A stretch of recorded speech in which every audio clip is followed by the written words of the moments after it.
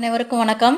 பருவம் 2 4ஆம் வகுப்பு தமிழ் பாடத்தில் 6வது பாடம் ஆராய்ந்திட வேண்டும். இந்த வீடியோவில் பார்க்கலாம். இந்த பாடத்தில் நம்ம கதை தான் பார்க்க போகிறோம். ஆராய்ந்திட வேண்டும். அடடே வா மாணிக்கம், என்ன இன்றைக்கு காலையிலேயே வந்து விட்டாயே? அதுக்கு மாணிக்கம் சொல்கிறான், ஆமாம் தாத்தா, நேற்று நீங்கள் சொன்ன கதை எனக்கு மிகவும் பிடித்திருந்தது. அதனால்தான் வேறு கதை கேட்கும் ஆவலில் காலையிலேயே வந்து விட்டேன். நேற்று என்ன கதைன்னு தெரியும்னா, அது பனிமலை பயணம் என்ற கதையை தான் தாத்தா சொல்லியிருந்தாரு. இன்னைக்கு சரி மாணிக்கம், இன்று அருமையான கதை ஒன்று சொல்கிறேன் கேள். இன்னைக்கு தாத்தா சொல்ல போகிறது ஆராய்ந்திட வேண்டும் என்ற கதையை தான் அவர் சொல்ல போகிறாரு. மன்னர் ஒருவர் தம் குதிரையில் ஏறி அமர்ந்தபடி ஒரு கிராமத்தின் வழியாக சென்று கொண்டிருந்தார். கிராமங்களின் முன்னேற்றத்தையும் மக்கள் எந்த நிலையில் இருக்கிறார்கள் என்பதையும் அறிந்து கொள்ள வேண்டி மன்னர் தமது குதிரையில் பயணம் மேற்கொண்டிருந்தார். அந்த காலத்துலலாம் மன்னர்கள் மாறுவேடத்தில் போவாங்க. மாறுவேடத்தில் போயிட்டு நாட்டு மக்களோட குறைகளை அவங்க தெரிஞ்சுக்குவாங்க. நாட்டில் என்னென்ன பிரச்சனைகள் இருக்குதுன்னு அவங்க தெரிஞ்சுக்குவாங்க.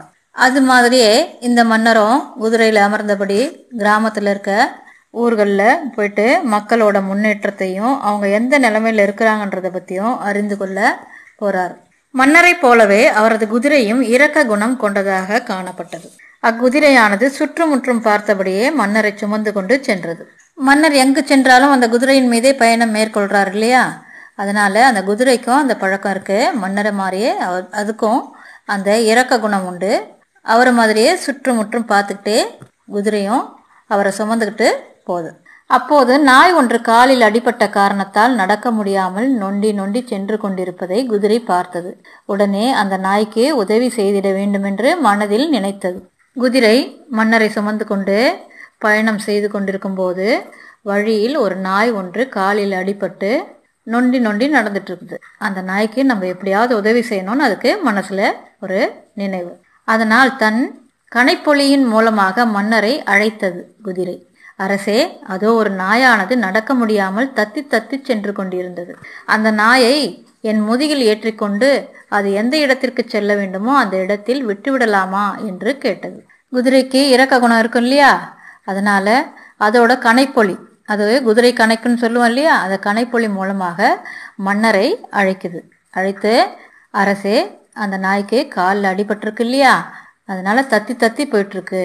அது நம்ம முதுகில் ஏற்றுக்கிட்டோம்னா அது எங்கே போகணுமோ அந்த இடத்துல எட்டு போய் விட்டுடலாம் அப்படின்னு சொல்லி மன்னர்கிட்ட கேட்குது. மன்னர் சொல்கிறாரு, குதிரையே, என்னை போலவே நீயும் இரக்கத்துடன் செயல்படுகிறாய். அந்த நாய்க்கு உதவுவதில் உனக்கு இருக்கிற மகிழ்ச்சியை போன்று எனக்கும் இருக்கின்றது என்றார் மன்னர். உடனே தம் பின்னால் வந்து கொண்டிருந்த காவலர்களிடம் அந்த நாயை தூக்கி தாம் அமர்ந்திருக்கும் இடத்தின் முன்னே வைத்திடுமாறு கூறினார்.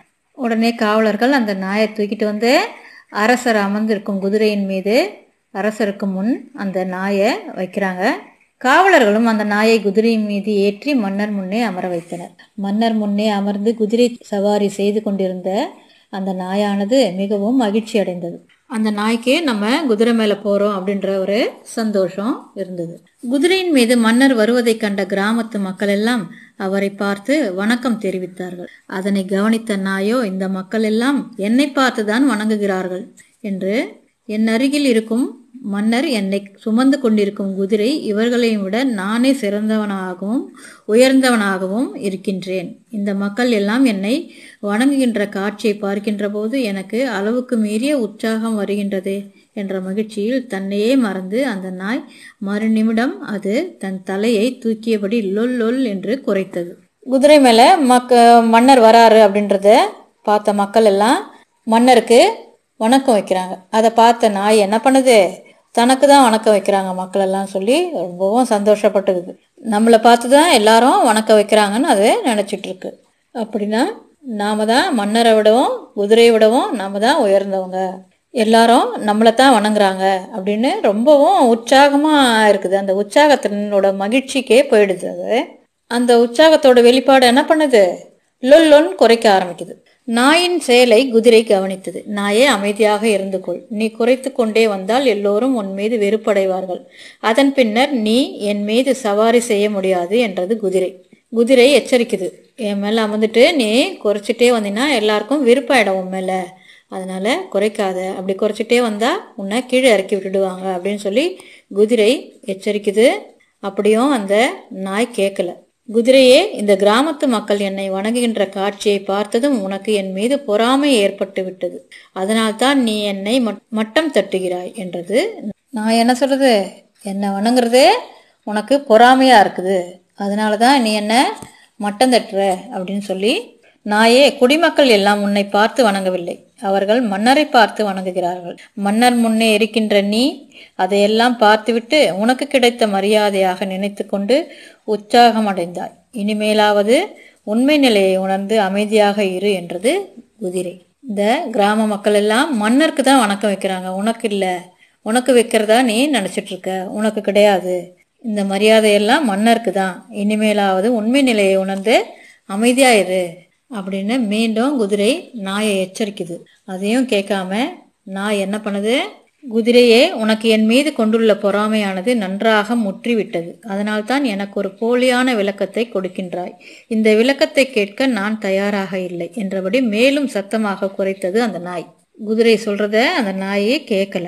உனக்கு பொறாமையானது அதிகமாயிடுச்சு எம்எல்ல, அதனால எனக்கு ஏதேதோ விளக்கம் கொடுக்குற நீ அப்படின்னு சொல்லி இன்னும் சத்தமாக குதிரையின் மீது அமர்ந்து லொல் லொல் என்று குறைக்குது நாய். உடனே மன்னரின் அருகில் வந்து கொண்டிருந்த காவலர்கள் அந்த நாயை கீழே இறக்கிவிட்டு அடித்து விரட்டினார். அங்கிருந்து நொண்டியபடியே ஓடிய நாய் சற்று தொலைவில் போய் நின்று கொண்டு திரும்பி பார்த்தது. குதிரையோட பேச்சை கேட்காம லொல் லொல்னு திருப்பியும் குலைச்ச நாயை அருகில் வந்த காவலர்கள் கீழே இறக்கி அடித்து விரட்டுக்கிறாங்க. கீழே இறக்கி விடப்பட்ட நாய் நொண்டி கொண்டே ஓரத்துல போய் நின்று திரும்பி பார்க்குது. தான் இல்லாத போதும் குடிமக்கள் எல்லோரும் மன்னரை வணங்க, மன்னரும் அவர்களுக்கு பதில் வணக்கம் தெரிவித்துக் கொண்டிருந்தார். இந்த காட்சியை பார்த்த நாய்க்கு அப்போதுதான் உண்மை புரிந்தது. தன்னுடைய தவற்றினை நினைத்து வருந்தியது. நாம் ஆராயாமல் முடிவெடுத்தோம், அதனால்தான் நமக்கு இந்த நிலைமை ஏற்பட்டு விட்டது என திரும்பி பார்த்த அந்த நாய்க்கு அப்பதான் உண்மை தெரியுது. மன்னரை அப்பவும் மக்கள்லாம் வணங்குறாங்க, பதிலுக்கு மன்னரும் வணங்குறாரு. அதை பார்த்தது இந்த வணக்கம் மன்னருக்கு தான், நம்மளுக்கு இல்லை அப்படின்றத புரிஞ்சுக்கிச்சு. தன்னோட தவறை எண்ணி வருந்தியது. நம்ம ஆராயாமல் முடிவெடுத்துட்டோமே, குதிரை சொன்னதையும் அது கேட்கல இல்லையா, அதனால அதுக்கு மன வருத்தம் ஏற்பட்டது. ஆராய்ந்திடாமல் முடிவெடுத்தால் என்ன நடக்கும் என்பதை இக்கதை மூலம் புரிந்து கொண்டாயா மாணிக்கம் என்றார் தாத்தா. ஓ, நன்றாக புரிந்து கொண்டேன் என்றான் மாணிக்கம். எந்த ஒரு விஷயமாக இருந்தாலும் ஆராய்ந்து தான் அதுல முடிவெடுக்கணும், ஆராயாமல் முடிவெடுக்க கூடாது என்ற முடிவை தாத்தா நம்மளுக்கு சொல்றாரு. என்ன குழந்தைகளே, இனி நாம் எந்த ஒரு செயலை செய்தாலும் ஆராய்ந்துதான் முடிவெடுக்க வேண்டும், சரிதானே? என்ன குழந்தைகளே, எந்த ஒரு காரியமா இருந்தாலும் ஆராய்ந்து செயல்படுவதால் கிடைக்கும் நன்மைகளை நம்ம புரிஞ்சுக்கணும். Thank you children. அடுத்த வீடியோல நம்ம இந்த பாடத்தோட மதிப்பீட்டு பயிற்சியை பார்ப்போம்.